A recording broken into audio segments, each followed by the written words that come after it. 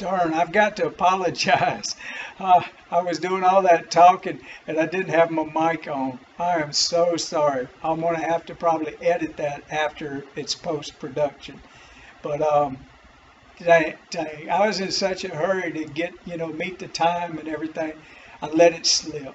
And it's really obvious. It's right here on the screen where I could see it. But so I hope it didn't turn you off and you stayed on. But what I'm going to do is apologize. I've got the thing keyed up. I was just asking and telling questions about, I was just talking. This, now you can hear me. Darn it, I hate that, but you gotta love it. Technology, man, you gotta love it. All I had to do was just look down and see the microphone was cut off. Hey, but no problems. Nope, there ain't no problems. All right, I'm gonna get on with the production. So, thank you.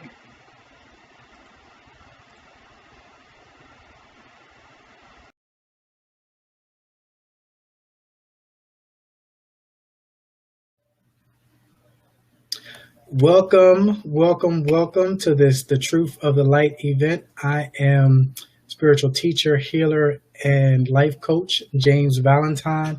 We have a awesome guest today. I consider this woman a mentor. Though I've just kind of met with her and talked with her this past week, her words are very enlightening, very encouraging, always on point. She's even sparked my mind just in my conversations with her. Before I go into that, I just kind of want to make an announcement to my group and those that follow what God has purposed that I do. This is probably going to be my last interview for a while, I think, because I really want to concentrate on direction I feel that God is leading me in creating a group for people who are single, married, in relationships, parenting, single parents, people who are co-parenting, and just I want to be able to. I feel led to do seminars, webinars, conferences, workshops to really help people be able to navigate that. Even in the awakening community, there are people who talk about loneliness, and I really want to kind of address those things and have guests who will come alongside me and address those things for the awakening community. So, having said that, I am bringing on the lovely Barbara Symons. All right. Hi, Barbara. Hey there. I am so, I cannot say it enough. I said it when we spoke. I said it just a few minutes ago. I cannot, this is exciting for me because you've meant so much to my journey. It kind of started with you. I wanted to kind of share my story, and I came across Dr. G. And as I shared my story with her of being in deliverance ministry and having been a minister for over 20 years, she said you need to listen and you need to reach out to Barbara Symons. I think I sent you a friend request around that time, and I really started listening to your interviews, and it's just I kept having so many wow moments, like wow, that's what I'm experiencing, that's what I'm feeling, that's the best way I've ever heard it put, as I've listened to you. So I'm excited to have you on. I've had a lot of people reach out to me, like, send me friend requests just because I'm somewhat connected to you. So we're going to get started. I am interviewing Barbara Symons. She is a minister, teacher, speaker, and writer. And this is The Root That Broke the Pot. I love that. When you said that to me earlier this week, I was like, I love that. And as I was thinking about the title, I was like, it just came to me, The Root That Broke the Pot. Before we get started, explain that. Explain the root that broke the pot. The first time that I heard that was from a friend of mine, and she had listened to Joel Osteen. Mm-hmm. He was doing a series about blooming where you're planted. But basically what he said is there comes a time where what is inside of you becomes too big for the system that you're in. Yeah. That it's the root breaking the pot. And of course, we know through our background that root is Christ. Right. And so a lot of people that are finding themselves disenfranchised from the systems that they were even raised in from adolescence on up. That system has become too small. And so the structure somewhat breaks. And I think you and I talked about how even in the womb, a baby, if that place never got too small, then the baby would break free. And so the church and the systems and the structures are all good and they serve a purpose. But there comes a time when who and what you are eclipses the size of the space, the conscious space that you find yourself within. Yeah.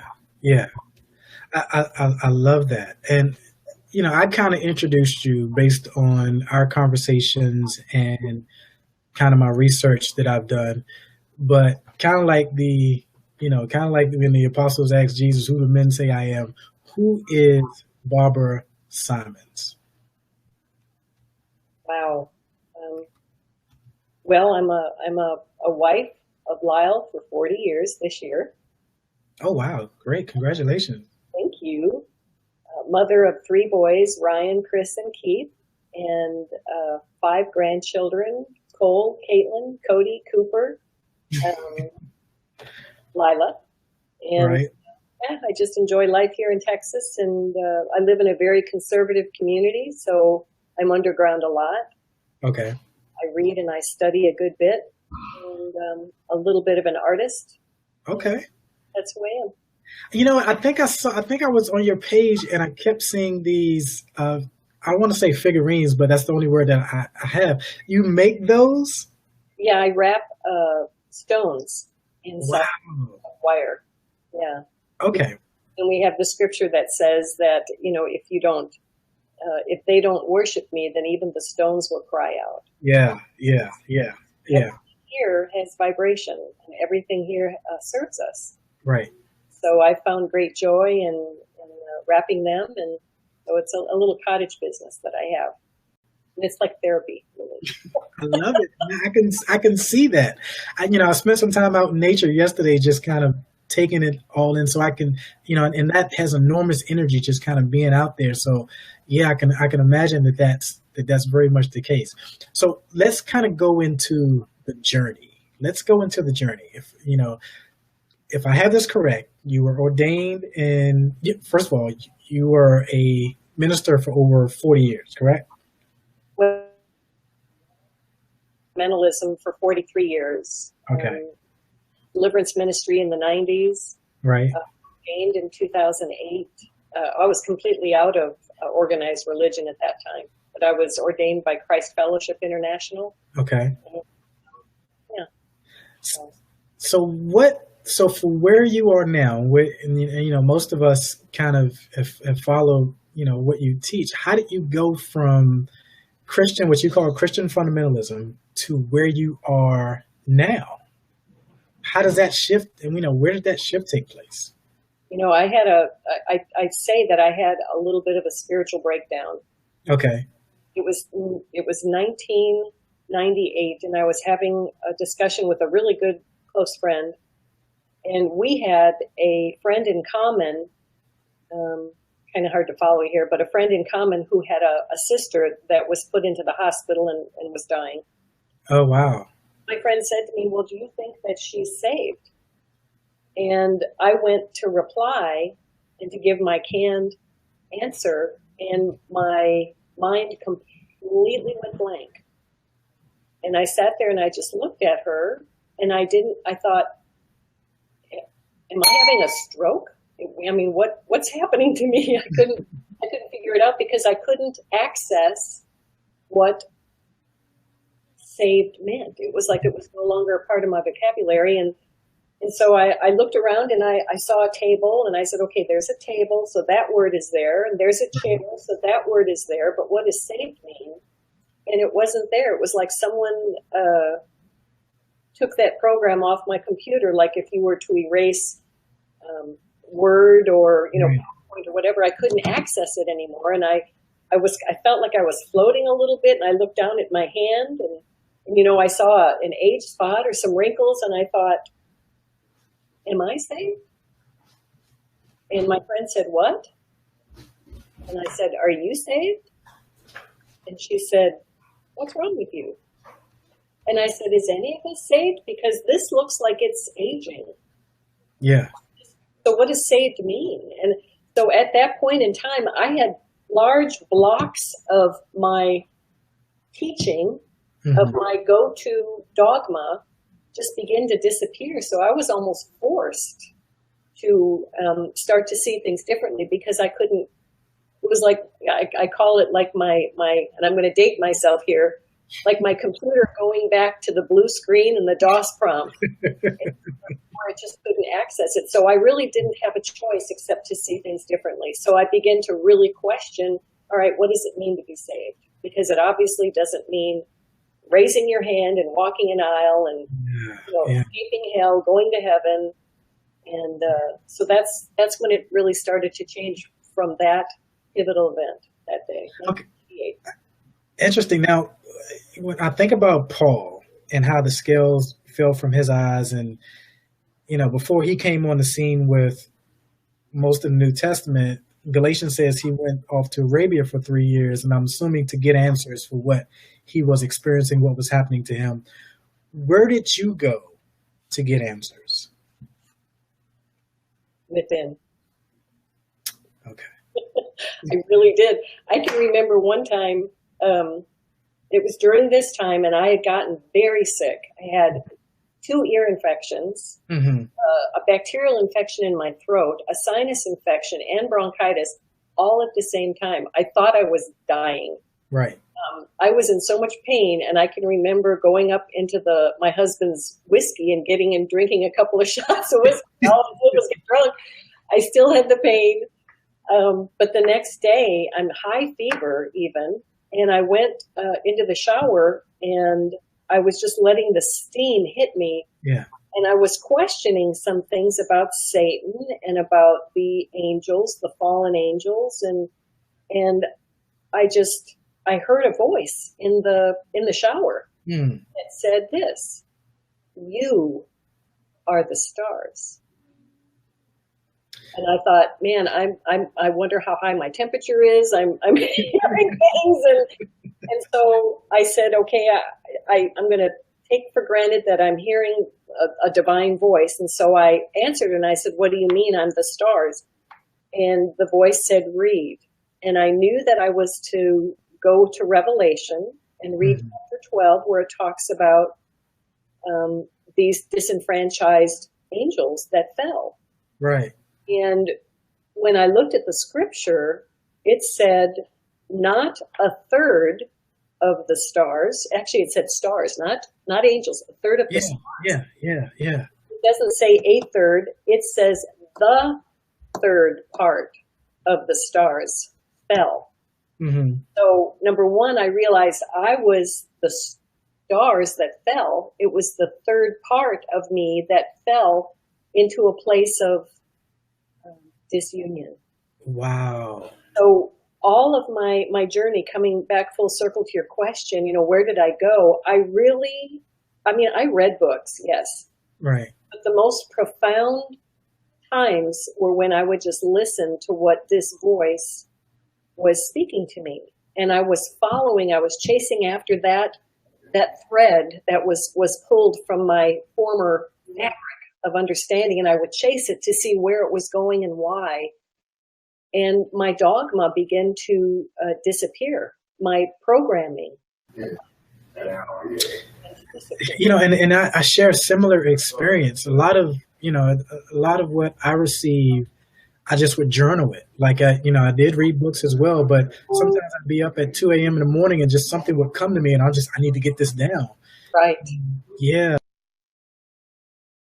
I get it. Now, with what you were experiencing and what was being revealed to you, you had people who knew you. You had people who knew you a different way as reverend or minister. How did the church respond to you? Not well. Well, and Christianity requires consensus for them to save. I did. Video. Well, people that disagreed with me, man, I kicked them to the curb, and I'm just reaping what I sowed, now. But, there's a place of security when you have so many people that believe like you. Yeah. So as I made the mistake of trying to subjugate somebody else's path by proselytizing them into my new way of thinking. Wow. The absolute wrong thing to do, because what that says is you're wrong and I'm right. And I wasn't wrong. In my journey for 43 years, and all the stuff that I believed, it wasn't necessarily wrong. It was part of my path, and it brought me to where I am. Yes. And I'm free. So how can I say to somebody else, you shouldn't be there? But it's taken a long time to get over that pain. Okay. To a place of appreciation. It didn't happen overnight. I hope others can, glean from that and recognize that they're not wrong. Right. We are all viewing a different part of the proverbial elephant, so to speak, the tusk and the ear and the tail and the trunk. It's all beautiful parts of the whole. Yeah, yeah. I love that imagery. I think I either read that from you or heard you saying that about touching the elephant and so forth and so on. I love you saying that, because I remember I had a very good friend that I wanted to present the different argument about what it meant to be awakening. And it's only, it was only that one person. But I see what you're saying now about trying to proselytize someone who is right where they need to be. And there's a scripture that says you travel the seas. Yeah. To win one proselyte. And when you do convert him, he is twice as much a son of hell as yourself. Yeah. And to me, hell is just lower thinking and living according to mortal, laws and standards, according to the age where our bodies decay and, all of that. So this is what we do. We go and we take away people's culture and we try to make them just like us. Two forms of hell or lower living. So yeah, that was a big one. That was a big one for me to learn. Now, for me, and I want your experience. For me, I felt some sense of fear, actually, because I've now, having been conditioned in a heaven and in hell, I was like, what if I'm wrong? What if what I'm experiencing is wrong and I'm going to end up going to hell? What did you face any fears as you transitioned into? I remember some questions, but for the most part, I felt free. I was relieved. I think you've heard me say that, here's this God that we serve that tells us to love and to forgive our enemies while he tortures his. What kind of father is that? What kind of God is that? And how was my thinking so skewed to receive that type of a father? So when I let that go, one day I had an experience that I describe in my book where I let Jesus go. I let Jesus go. And it was based on the scripture that said, it's better for you if I go away. So I went ahead, instead of taking that literally, like he was going to the cross, I thought, everything that I've been taught about this person, everything, I'm going to let it go. And in this benevolent being, whatever form it is, whatever form divinity takes, is more than capable of helping me if I step into error. Yeah. That was extremely liberating to me. So I just imagined this big old chalkboard with all of my dogma, a big old eraser, and I just erased it all. And guess what? I felt peace. Just like the scripture says. So I had to let, my Christian idea of who and what Jesus was, I had to let that go. And I did in one day, sitting on my back porch. I said, okay, I'm letting you go. Yeah. Wow. So, and that's a great segue into this. You know, does Christianity help facilitate the very thing that it suggests to be the answer to? You know, fear and guilt and control. And if so, in what way is Christianity doing that? All religious systems. A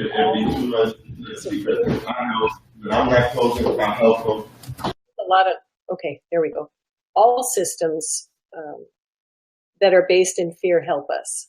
It's just like the structure of the womb. Even a person that's involved in a relationship that's abusive. That's all things, light and dark, serve us. And so the religious structure, I think one of the main things that it gives to us is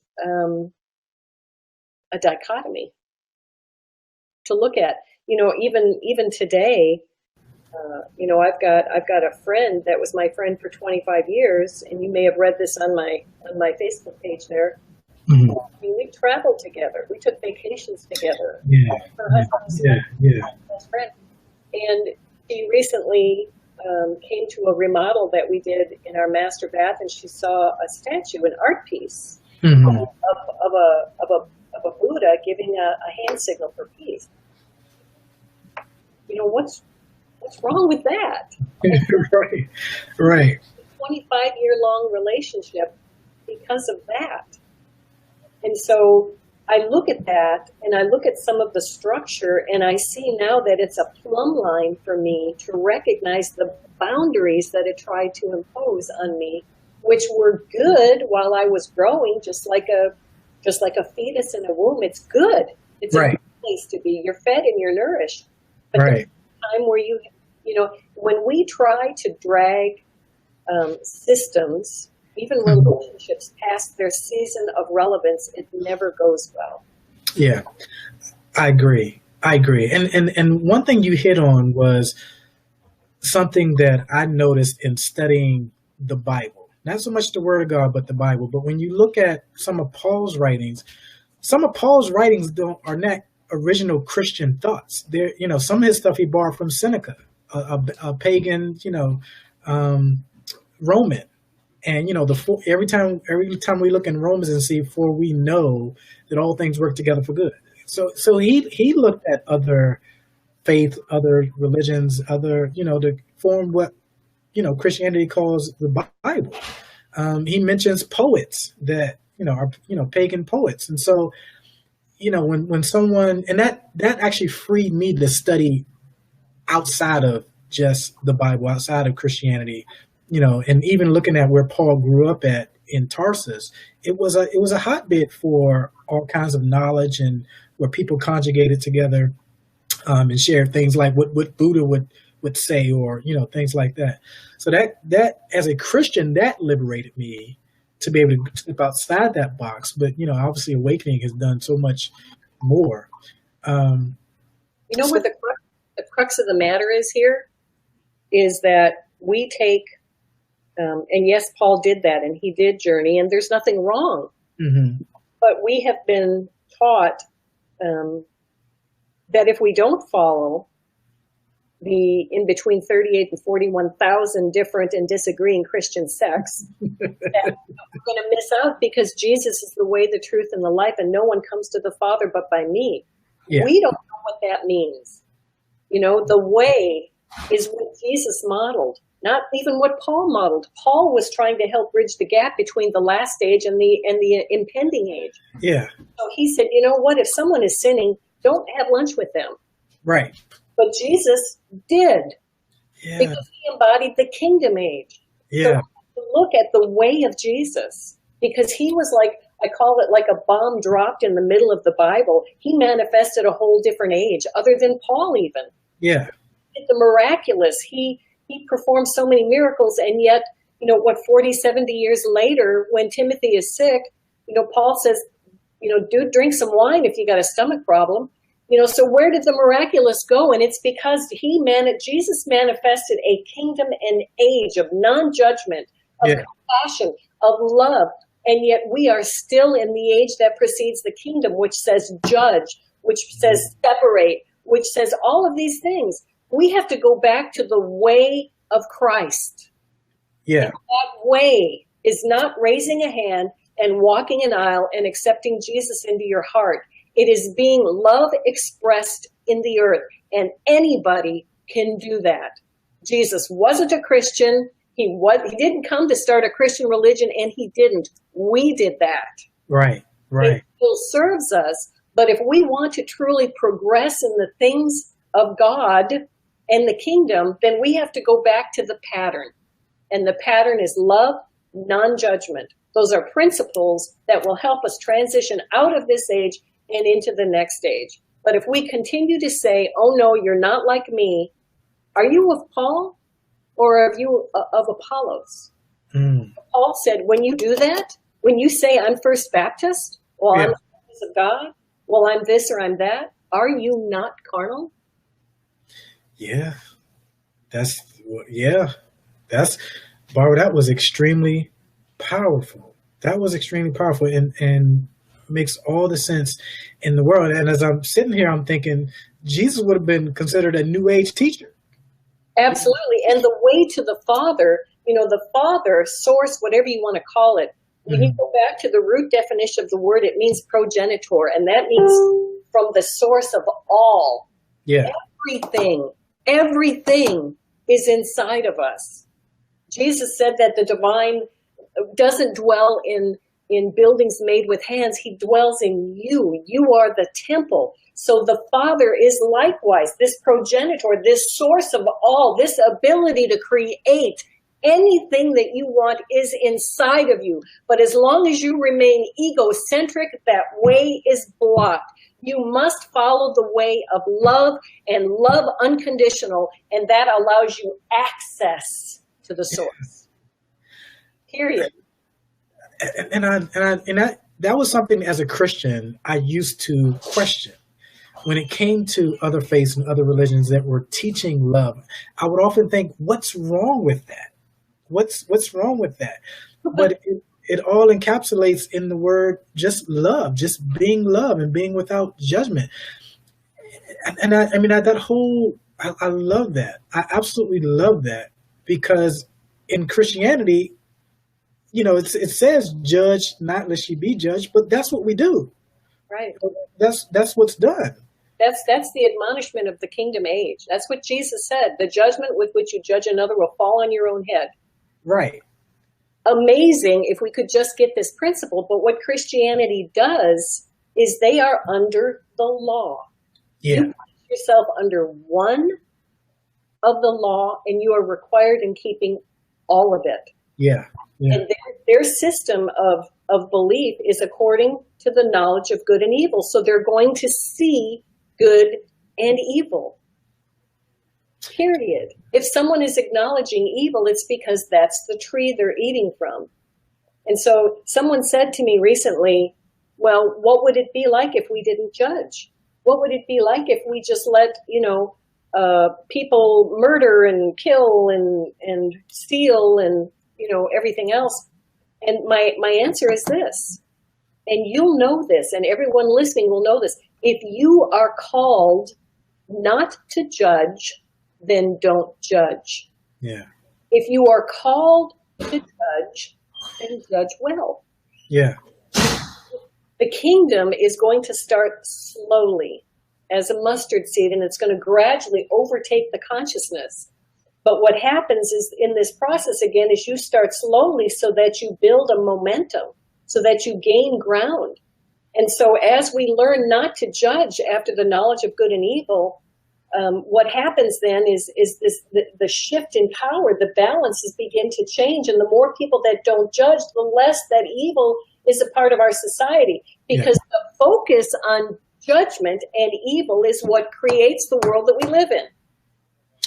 Is it not said that you are God's?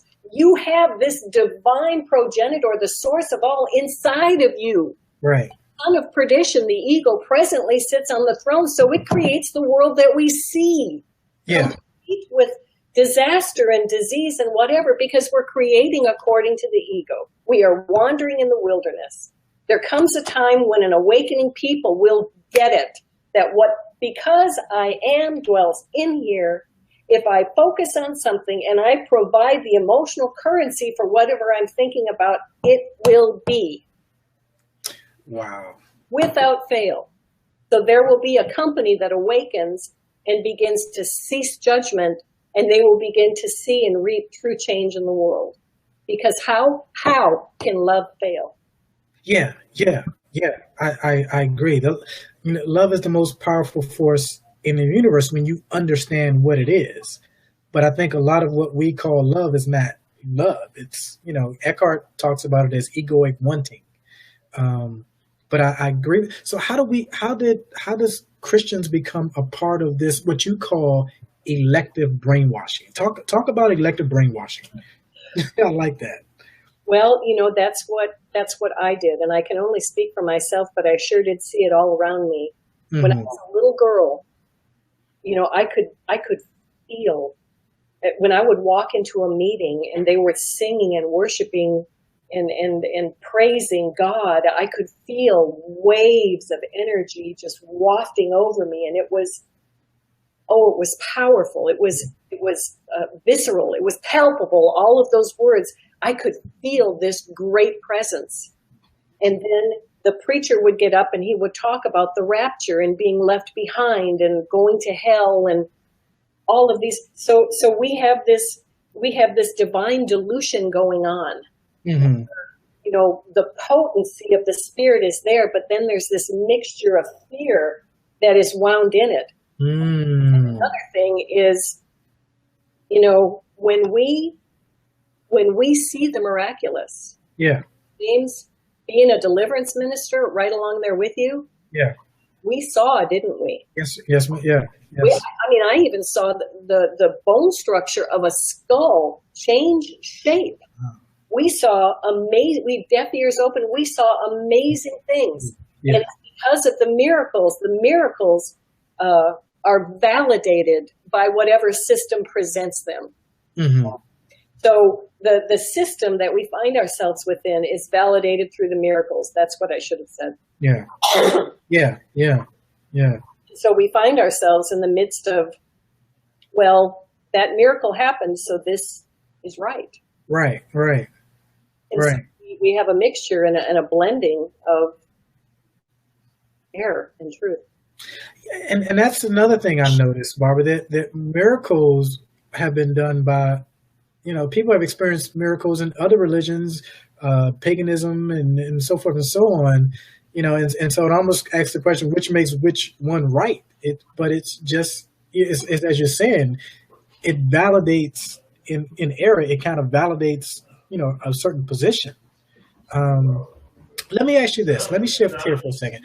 Is there a literal heaven and hell? Yes. Okay. Okay. See, the reason I say that is I had a friend mm-hmm. who came to me, and she was my mentor in the 1990s. Powerful woman, raised the dead, James. And she came to my house 3 or 4 years back and said to me, Barbara, you can't say there's no hell because I've been there. You can't say there's no Satan because I've stood toe to toe with him. Okay. And she just looked at me and I said, heaven, hell, Satan, Jesus, all of these things will appear externally as long as you need them to. Mm. They are unseen principles of consciousness that appear externally so that the ego, which is who's large and in charge, the son of perdition, can learn by them. So the people that die and go to hell, they're dreaming the dream. Yeah. They're in duality. They're still in that system that recognizes good for evil. And so we'll eventually awaken. And we all do, and we recognize that all of those things, the wilderness, the rock that Moses struck, the departing of the Red Sea, David, all those things are part of our conscious journey in divinity growing up inside the container. we talk about the virgin birth. Mm-hmm. You mind if I skip? No. Go ahead, right here. Go ahead. So when I started to see, this is what happened to me when you say, where did I go? When I started to see things different, I just, I took a look at what the virgin birth was, and I questioned, well, did this happen historically? Mm-hmm. Or does it mean something different? And what I came to see is that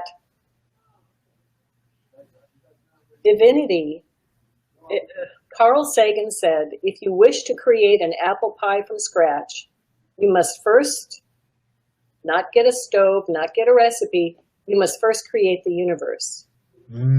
Powerful. And so what that says is divinity, who is energy, God, source, whatever you want to term it, and labels are so dividing. Yeah.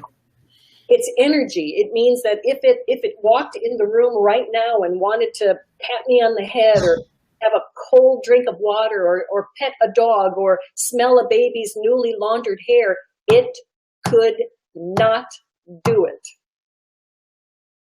It desired expression, experience, and manifestation in matter, and you are the vehicle from which it does. And so it created the physical universe, the material universe, and it put itself inside the human DNA. And it was born of a virgin. Never before had divinity found a means to penetrate the DNA molecule, and it did. And we were called Mary. Blessed are we. Yeah. And divinity came to this knowing from before the foundation of the world and said, you're going to be overshadowed by a holy thing, and you're going to give birth to the Christ. And Mary said, be it unto me as you have spoken. Let it be. And it is. All that is has wrapped itself inside of us, our flesh and blood, in the swaddling of our flesh and blood, our beautiful biology, and is growing up within the garden. So we are that story. It didn't happen to one man and one woman, but all. If you choose to see it as a singular event, it will bring you to a level in consciousness, but it will not bring you to perfection because the mysteries are hidden in plain sight.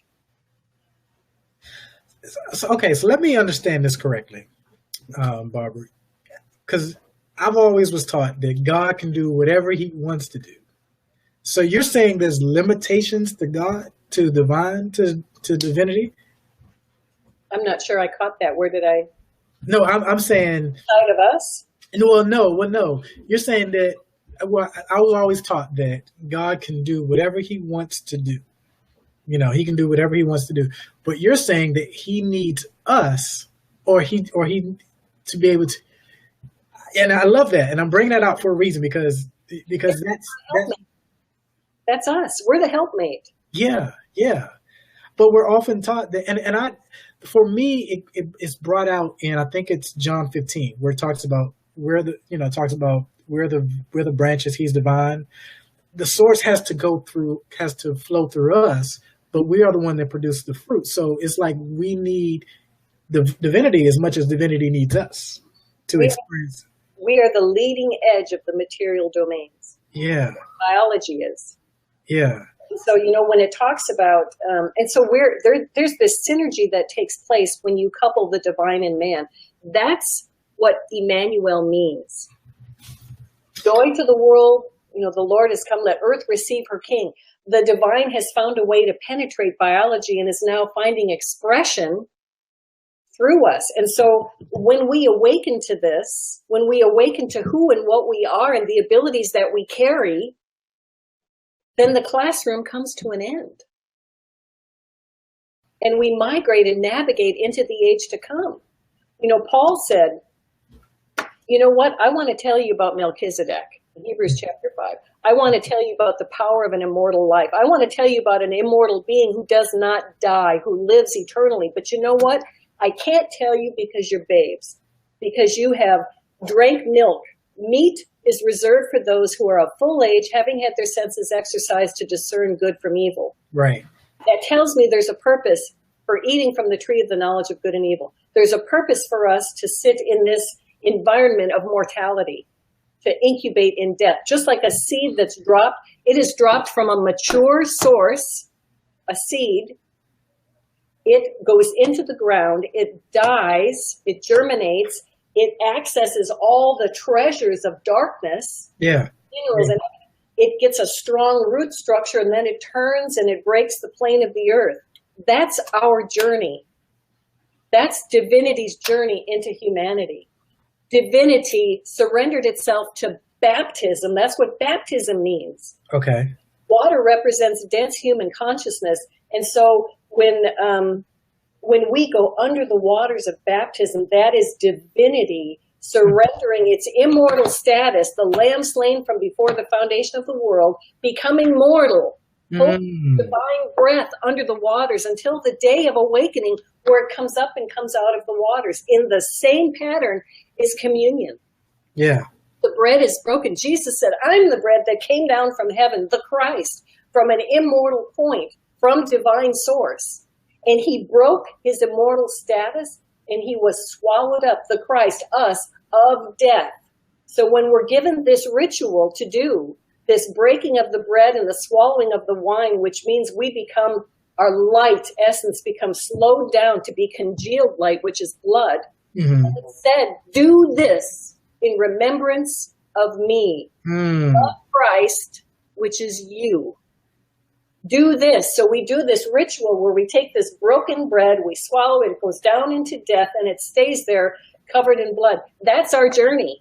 Yeah. We don't remember our eternal and immortal status, because when we incarnate and we become melded with a human being, we are taking this journey with them to learn how to navigate and to explore the material domains. And so we forget who we are. So we're given a ritual, something perfunctory to perform again and again and again, to recognize that we are the ones that have taken the journey. That consciousness that is growing up inside of us is now beginning to take over the garden. Yeah. And helpmate in the human ego being absolutely necessary for us. Absolutely. Yeah, my friend Tanya had, kind of gave me a different perspective on the ego, because I think we look so much, or so many people look at the ego as getting rid of it and so forth and so on, but it serves a purpose. Absolutely. It serves a purpose. So the Bible, is this something that should be taken literally or figuratively? What should we just look at it as all allegory, or how should we see the Bible? Literally or figuratively, the answer is yes. Okay. Because if you want to see, this comes back down to the point of accepting people where they are, and they're not wrong. It will bring consciousness to a certain level of understanding. Okay. So it's a tutor. Okay. To look at things, to have overseers, to have people oppressed. All of this is necessary until the root breaks the pot. All of it. So let me bring up one parable. Okay. That talks about the steward, and I've never heard anyone teach this parable. Okay. Because it doesn't make any sense. It's the parable of the unjust steward, where I'm just going to use modern lingo. The manager comes and sees, or the business owner comes and sees that the manager is squandering wealth. Right. And the business owner says, look, I see what you're doing, and you're going to be displaced from this job. Mark my words. So the business owner leaves, and the manager scrambles and thinks, uh-oh. So he calls in some receivables, and he says, hey, what do you owe the business owner? Well, I owe him for 90 gallons of oil. All right, make it 20. What do you owe? And he goes to the next person, and they say what they state, and he slashes that receivable, and he goes on down the line. So now the business owner returns. And James, what does he say? When the business owner returned, he is, my mind went blank. Okay, he says, well done. Good, yeah. So what business owner is going to come into a place of business where the manager has just given away the receivables? What business owner is going to come in and say, you did good? Right. So right. parable, and here's the crux of the parable. You have been wise in the ways of the world, so that when you are dismissed from this position, you will be welcomed into eternal shelters. You have made for yourself friends. So what that tells me is the business manager is the ego. Okay. The ego is given the responsibility to forgive debt. Yeah. It's the part of the human being that in order for it to be dismissed from being in charge of the business at hand, right, must forgive debt. wow. Forgive us our trespasses, forgive us our debt as we forgive our debtors. That is the job. That is the job of the ego in the ways of the world. And in so doing has made a passageway into the age to come. Wow. Because divinity needs a mechanism, the human mind, Yeah. that can focus thought and emotion in order to create. That's our part of the bargain. That's our part of the synergy. But we cannot be an effective partner when we are moved according to selfish gain. Yeah. So it has to be surrendered. That's the dying on the cross. That's the surrendering of the self-life. That's the Christ riding the donkey into death. The ego becomes a willing partner of the divine. And it is then welcomed into eternal shelters. Now, this is what happens when we receive a divine unction. We check our ego and our judging between good and evil, and we say it is what it is. And we listen for those divine prompts. What would you like me to create for you today? Yeah, yeah. See that over there? Focus on that and provide the energy through what used to be judgment. Mm-hmm. That energy to create this circumstance. And I'll tell you something else. You know, Jesus, when he was told that Lazarus was dying, Mm-hmm. and they kept on prompting him and saying, you've got to come, you've got to come, you've got to come. It took him 4 days Yeah. to walk 2 miles. What kind of friend is that? Anyway, he gets there and they say to him, he's dead. Right. Well, roll away the stone. But he stinks. You don't understand. He's been dead. Right. 4 days now. Yeah. You could have saved him. And Jesus said, you don't understand. I am the resurrection and the life. Yeah. Roll away the stone. So they rolled away the stone. And what did Jesus do? Did Jesus joyfully say, Lazarus, come on, buddy, come on up out of that grave? No, he did something profound. It says he groaned in his spirit. Yeah. He Yeah. called upon that emotional currency of grief that is very powerful that he learned in his life, because it's our life. Yeah. And he called forth Lazarus from the dead. And he said this, Father, progenitor, source of all, thank you for hearing me just now. Yeah. What did he do? He groaned and he wept. Yeah. What did he do? He groaned and he wept. He groaned and he wept. But it's the language of vibration that issued a directive. And so he says, thank you, Father, for hearing me. You always hear me. And now I'm speaking these words now for them so that they understood what just happened between me and you. Wow. Lazarus, come forth. And Lazarus comes forth. And the thing of this story that is so profound is that we are Christ. Yeah. We are Lazarus that's being called forth. And we have the Father within. Wow. So emotion is important, but when it is tied to judgment, when we are looking at it according to an egocentric viewpoint, then we create with a lien on it that is tethered to the bank of this age. And we create mortally, limitedly, something that'll disease, decay, rot. But we are being primed to let go of our judgments, to focus our thought and emotion with love as our impetus. And we are beginning to create the bridge that will span the gulf between this age and the age to come. Wow. I can see myself going over the replay to just this part and kind of sitting with this for a moment. That's powerful stuff, Barbara.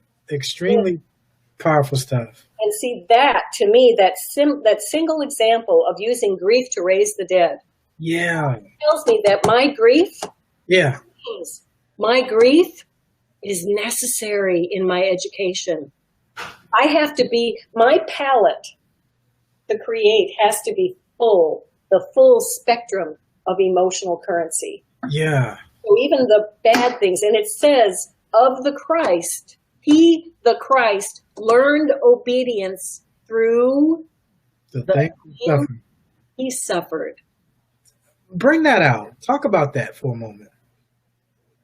From what I understand, and this is what's coming to me, so this is what I'm going to say. Mm-hmm. When this grand experiment was brought to light in the cosmos, that there were beings, divine beings from all over the multiverse, Mm-hmm. that petitioned for the privilege, the honor, the right to become human. Mm-hmm. Because in a physical format, contrasting experiences provide for the fastest education anywhere. To be physical, to be wrapped in the swaddling clothing of biology, provides us a form, a framework for us to feel pain. Yeah. How do we learn? You know, if we put our hand on a hot stove, Mm-hmm. and it's joyful, do we learn not to put it there again?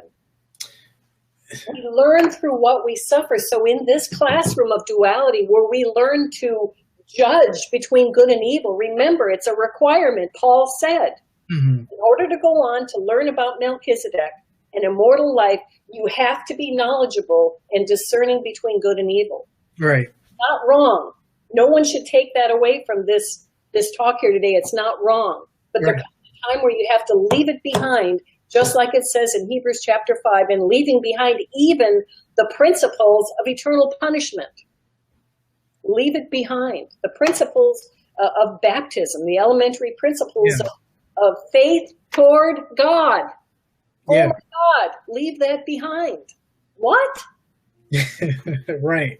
And when I was traveling in Hawaii on the back of a Harley Davidson, and I was questioning spirit about that. Mm-hmm. I mean, aren't we supposed to have faith toward God? Isn't that like a requirement for all of this? Right. That still small voice said, the problem is in the word toward, because it applies that you are focusing outside of yourself to something else. Mm. So we have to experience this divine inversion that Jesus experienced. You know, the Old Testament, they carry around God on their shoulders and the Ark of the Covenant, and, you know, they've got the Holy of Holies and the, you know, everything that was in the tent. But Right. then comes along and says, inside, all inside. Yeah. The kingdom of God is within you, right? That's right. And so this education that we're getting here on planet Earth is teaching us the value of emotional currency and what it means, so that when we dismiss the human judgment aspect of it, when we can call upon grief, Mm-hmm. like Jesus did, when we can call upon that aspect, we can do things like raise the dead, but Wow. not when our judgment is tied, not when our creation is tied to judgment. Because judgment is an egocentric mode of being. Yeah. The ego has to forgive the debt. No matter what happens, the guy that smashes your car, the one that steals from you, the ego must forgive the debt, because this is all a classroom. All of it. Every single bit of it. Every minute of every day is a classroom. The ego must forgive and transition that power, step down off the throne, and that's when divinity takes its rightful place and you are a full-fledged God man. Wow. To the world. I love that. And I got to refer to Eckhart again. Eckhart talks about diminishing the self, and to some extent, a lot, whenever you are feeling offended, or whenever the thought of offense comes or something like that, sitting with that, allowing that to be, and then that opens up a space for experiencing your true God self. Like it's almost like, when Jesus says, someone hits you on the right side, you turn the other cheek, because it opens up, it makes you realize you can never be harmed, you can never be hurt, and now you're tapped into a part of you that you maybe didn't experience before, didn't know, had never known before, which is the God force, the God power.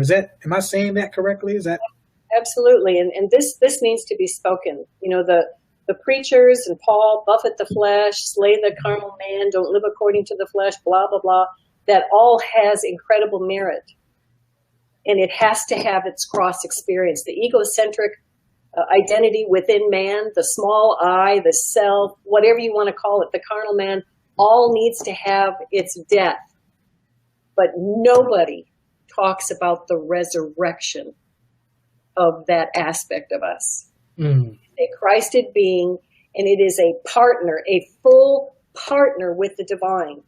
So it doesn't stay in the ground. That's not the pattern. The pattern is resurrection as the servant. Just like Queen Esther. Remember, she was being prepared and she had been chosen. Yeah. The spouse, the queen. And she hears that Haman wants to kill her people. Right. On the gallows. And she boldly goes in, and they warn her and they say, you're going to be struck dead. You can't just go into him in those chambers. She boldly went in, and what did he do? He said, ask anything up to half of my kingdom. Yeah. Yeah. That's our portion as human beings that have yielded to the process of becoming Emmanuel, or God-men. That's our estate. That's our inheritance. Yeah. That's powerful. That is extremely powerful. Now, I want to kind of move along and get into what you talk about when you say fulfilling. You talk about fulfilling our mission, and you're kind of alluding to a little bit of it here. You talked about in one of your teachings or one of your videos, you talked about your son after a terrible motorcycle accident where he was in danger, or where he lost his arm and his leg. And correct me if I any part of the story I don't have right. That you had an out-of-body experience where you also heard a voice speak to you saying that we chose, or that this is what you chose and this is what your son chose. And is that correct? Am I saying that right? Yeah. Talk about that. So based on what I hear, based on what you heard, am I to understand that a person chooses things like abuse or cancer or homelessness, molestation? Am I to understand that it's hard for a lot of people to grasp that. How does that reconcile? What is the value in living that kind of existence where I'm choosing that experience? It's a very hard thing to hear. And I wouldn't presume to say those things if I felt I didn't earn the right to say it. Okay. And the way that I earned the right was from going through the experience. But I'm only repeating what I heard. Yeah. And for me, I know that it was absolutely true, and for many others. So in the emergency waiting room, my mind was racing way ahead because I was wondering, he's missing his left arm and his left leg. How is he going to use a crutch if he doesn't have an arm on the left? I was thinking, trying to rationalize and just projecting way out ahead. And in Houston, there's a hospital, leading trauma center, Memorial Hermann Hospital, and I was in the waiting room. There's this huge saltwater tank in there. And as I was looking at the fish tank, I started feeling funny, kind of a little fuzzy, dizzy. And my feet didn't feel firm on terra firma. It felt like I was kind of like maybe standing on a waterbed or something. Mm-hmm. And I heard the voice say, Barbara, you must remember that he chose this. And so did you. Now, immediately I felt back on the ground. My feet were firm beneath me. Yeah. And I was saying, no, he didn't. No, I didn't. That's silly. Who would think that? Who would have a thought like that? Right. You know, but as I was arguing, I was giving credence to even having heard what I heard. Right. Trying to justify, well, no, that's not right. And then the voice continued and it said, yes, from before the foundation, when you were made known the mysteries. And so I kind of equate that to Mary. You will become impregnated with something holy and divine. It's like something played out outside of our concept of time, where we chose certain experiences, and this is key, not based on the knowledge of good and evil. Yeah. Clearly, we're not incarnated and we're not thinking according to the egocentric mind. We are not incarnate. Right. It's a place where we know things. Yeah. So we make decisions based on purpose. Right. And what we as individuated aspects of the I am wanting to experience to complete our palette of emotion. Yeah, yeah. And now, and I've said this, and this is a hard thing to hear, but we all need that palette. We need the black. We need the brown. We need the deep black. We need all of those things all the way to white in order to create adeptly. Remember, Jesus used grief, right, to bring about raising the dead. Yeah, yeah.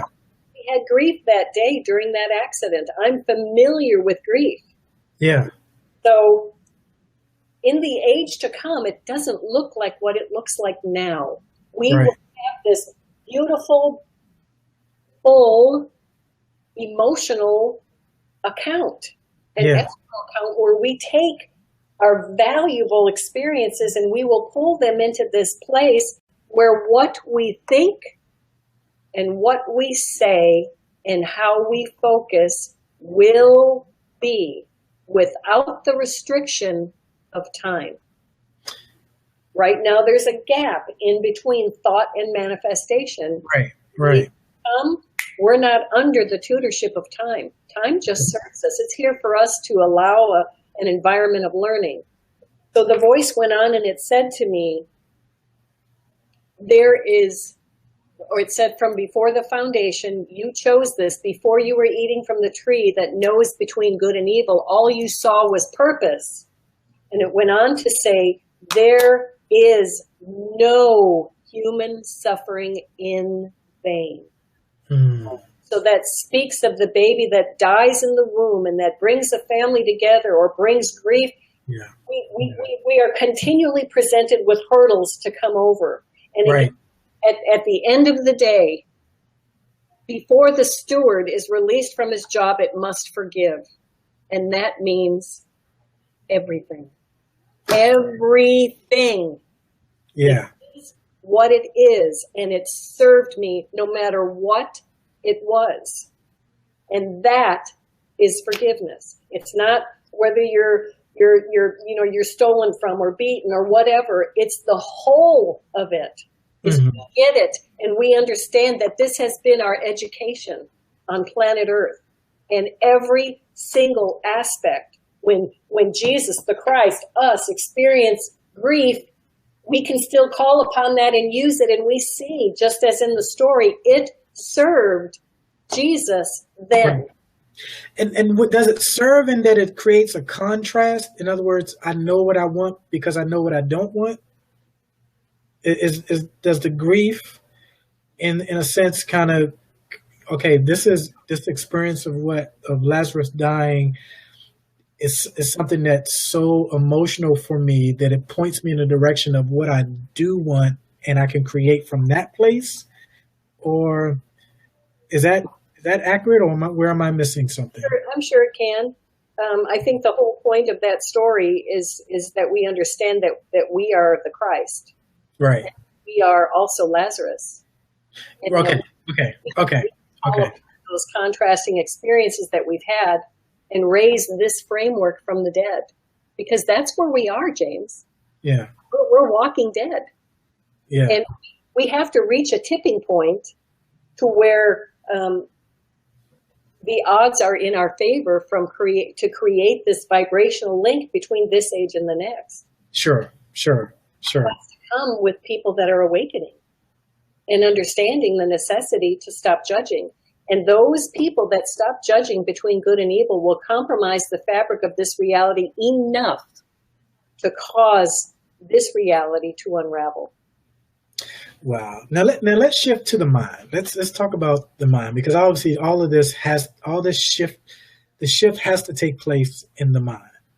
Now, before we came on, I had told you that in a kind of a roundabout way, weird way, my journey to awakening started with studying the brain, studying how the brain, it wasn't no spiritual book, whatever. I just felt intuitively led to study the brain, and Joe Dispenza. I read his book, cover to cover, studied it, went real in depth to it.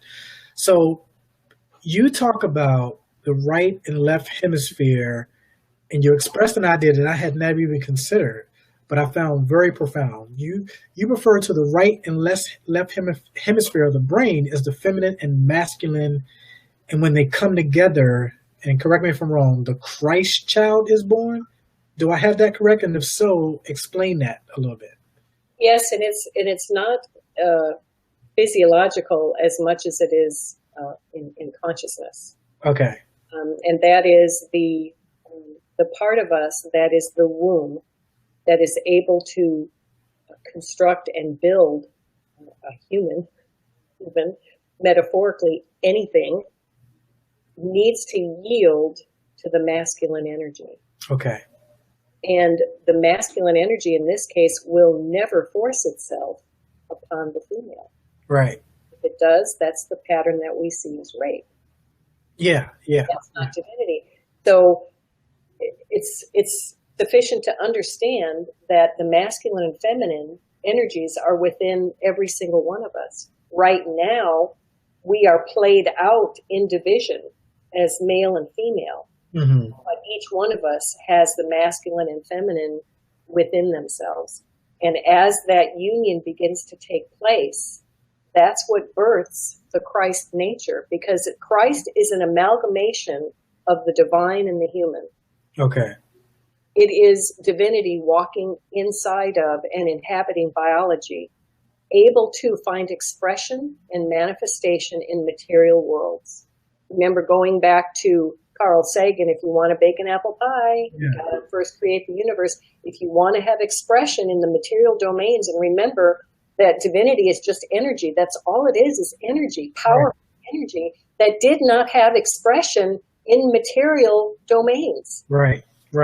So it created matter, the building blocks of matter, and found a means to create and to pull quantum bits of material together. And it's done through thought. Emotion. And so it found a way to have expression in the material world by putting itself inside of. Right. Now when I hear you say that, I think about, when I think about the masculine, the feminine submitting to the masculine, I think about the Adam and Eve story. And you could say, James, you're far off on this, but it just sparks my mind when God said that the female would look to, her desire would be toward her husband, which is interpreted as you will look to control your husband, but he will rule over you. Is that kind of the same thing where the you know the or am I thinking maybe subconscious or emotions will look to overpower the conscious mind, but the conscious mind is to have control over your emotions? Where am I going with that? I have no idea. No, it's good. No, this is something that we have to pay really close attention to. Okay. There's the least bit of confusion in an interpretation. Mm-hmm. It's because we've been taught what those words mean in error. Okay. We've been taught according to dogma. Right. So I have a friend whose name is Lynn Hayes. Mm-hmm. Everybody out there needs to get a hold of this man, his teaching, his CDs. I can provide the link for this to get his teaching, but he teaches gematria, or the numerical value of the Hebrew glyphs. They are divine and packed full of information that will totally shift what we think those words meant. Okay. In the beginning, that's not what it said. It's in principle. So a lot of these things, kind of going around the block here, have not been interpreted correctly, and we've got some dogma hanging on some hooks that really shouldn't be there. Gotcha. But the key there is if you find yourself questioning something or something doesn't quite make sense, it's always because there's some kind of dogma hanging on the hook on the back of that door that needs to come down. Sure. Let's talk about Jesus for a moment. We shared this. I knew this, and you shared this when we spoke, that a lot of the Jesus story, or what we attributed to Jesus, happened centuries, almost millions of years ago with Egypt, and it's almost like it keeps repeating itself, and it's now attributed to Jesus, the virgin birth, and all that kind of stuff. Is Jesus a myth? Was he an actual person? I can tell you who he is to me. Okay. And it's me. The story, first of all, the letter J wasn't even in use until the 1500s. So we don't even have the name right. The Jesus story, really what it is, it's about the coming and the dying and the resurrecting God-man. Mm-hmm. And that myth or story, allegory, history, whatever you want to call it, has been around in many cultures, as you said. The Sumerian, the Emerald Tablets, the Egyptian mythology, Horus, Attis, Mithras. They all say the same story, and it's more tightly in common than what we think. But it's all about the coming of and the dying and the resurrecting God-man. Okay. That's us. It's us. Right. So in all of our myths and cultures, we have a story and we have rituals. It happened to Attis and Horus and Buddha about being tempted in a jungle or a wilderness or whatever. Mm-hmm. And being faced for 40 days and 40 nights, being tempted of, the great adversary. We personify, anthropomorphize Satan, which we shouldn't. So we have all of these myths in common, but they all point to the same story. Yeah. That is our story. And the planet, I'll get a little woo-woo out there for just a minute. The planet, our solar system and our universe provides us with a measurement of time of course, nanoseconds, seconds, minutes, hours, weeks, days, weeks, months, years. But there's another measurement of time called the great year. And okay. It's a 24,000 year cycle. And in this 24,000 year cycle, we live and die, and live and die, and live and die, and live and die. We are actually come in 24,000 years at a very high culture, the Golden Ages. Mm-hmm. Plato talked about the Golden Ages. Right. Great thinkers, talked and knew about the Golden Ages where people flew on magic carpets and walked through walls, and there was very little that limited their existence here. But then they were lowered into what we now know as the Dark Ages. Yeah. They were immortal, 900, 1,000 more years lifespan at the Golden Ages. And then they were slowly lowered into futility, like the scripture said. The creature was made subject to futility, not willingly, but by the one who subjected it in hope. So Right. the grand experiment of this divine being coming in, occupying flesh and blood, but being lowered in vibration until lifespans were only 23 years long in the Dark Ages. And in the Dark Ages, we forgot everything. Mm. We even thought that we were a part of that we were Earth-centric rather than heliocentric, which means we thought that the sun revolved around the Earth. But we had the knowledge back 6,000 years ago, but we lost a lot of our information and our knowledge because we went through that darkness. We were baptized into dense human consciousness going through this great year, coming up and coming around now, coming out of the Dark Ages and heading towards the Golden Ages again. So it's all, every bit of it is purposeful. Gotcha. And there's so much more than what we've been taught.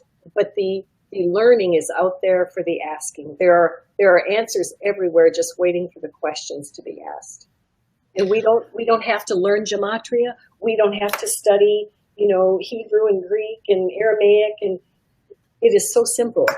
If you take a journey out to your back porch and you meditate for 15 minutes and you ask the questions, the answers will come. I absolutely believe that and agree with that.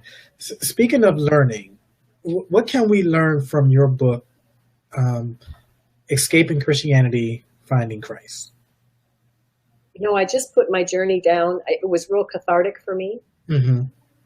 I was also told, I went to Sedona with a friend of mine back in 2008 and listened to a man give a talk on the vortices, the energy centers that are present there. I think there's 7 or 8 of them. Yeah. And he said, he looked down in the audience and he pointed at me and he said, "Would you stay after I'm done talking?" And I said, "Okay."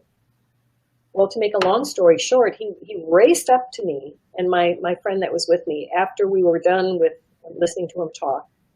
And he said, "Hey, do you write?" I said, "Well, a little bit here and there. I'm thinking about writing a book." And he said, "Write a book." He said, "You need to write, you need to write, and you need to write. I'm telling you, giving you this divine directive that you need to write and you will impact millions." Wow. And so I don't know if this is that book, but it was my journey up to that point. And the book also talks about what we have not talked about at all today, and that's stepping into the Melchizedek order. Okay. It's a big story and it's a good story, but it culminates in understanding that aspect of who we are. Then that means we might have to bring you back. I want you to talk about this briefly, and then we're gonna close out. Is there a real Satan? Or who is Satan? Absolutely. Funny, I was just talking about that this morning with a friend of mine. Okay. What I have come to understand, that Satan is a principle. A principle that rules the background of creation. It is an adversary to spirit, not an enemy, an adversary. It will create from the directives issued forth from God. Right. To whatever vibrational standard it is measured out with. If it is measured out with an egocentric vibration, selfishness, it will create a mortal world, and does. It's a principle that rules the background of creation. And it's an adversary to spirit. And while we are egocentric, it will continue to create the world around us. Okay? And now that adversary tempts us. Hey, wouldn't we like this, or wouldn't we like that? Or so it's a struggle to let that aspect of us die, that is carnal, that is self, that is, all those lower things, in favor of choosing love. and love unconditional. And so it's just this cosmic struggle between the ego and between the divine, and that's all it is. I like that. But for someone who wants to really understand that, get a book called The Third Millennium. The Third Millennium. By Ken Carey, Kencarey. Okay. A book that was written in the late 80s, early 90s, chapter 4. Okay. Profound understanding that he has of this principle that we have anthropomorphized, we have made it external from ourselves and created a being out of it. Right. Given it stasis so that it can stand before Job. You know, we've ascribed human attributes when really all it is, it's a principle that's inside of us. The universe is inside of us that creates and maintains the world as we know it. And it is Satan when it is creating according to the ego. Awesome. Now, in conclusion, I want you to answer these questions in as succinctly, the shortest answer as possible. Is that possible? We're going to try. Who is God? Oh, he's a beautiful African-American man that I'm looking at right now. I love it. I love it. We're going to keep going. Is that's your story? That's what you're sticking with? It's the truth. You're right. Okay, what is love? The highest vibration in this octave. The highest vibration in this octave and the lowest in the next. Wow. Yeah, we need to bring you back because I want to explore that.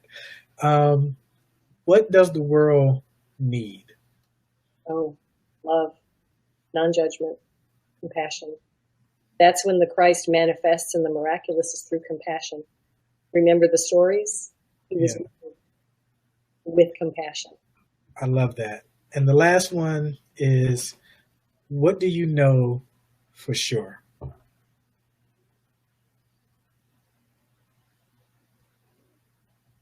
That love wins. Yeah, I love that. Barbara, I absolutely love you. I love this. This gives me an opportunity to kind of go back through this and kind of just sit with this. I thank you. As I told you, you are a mentor to me without you even knowing it. And I definitely want to have you back because there's more that you talked about that I want to explore. But I thank you. I thank you. Is there anything that you want to share before I actually close out? I'm good. I've said enough.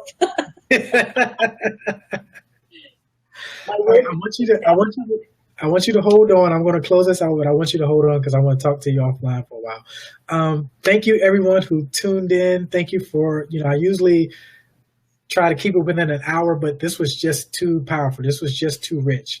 I hope that you stay with me in my journey with Barbara and her journey. And I hope to see you and hear from you all soon. I love you all, and I'll talk to you soon. Bye-bye.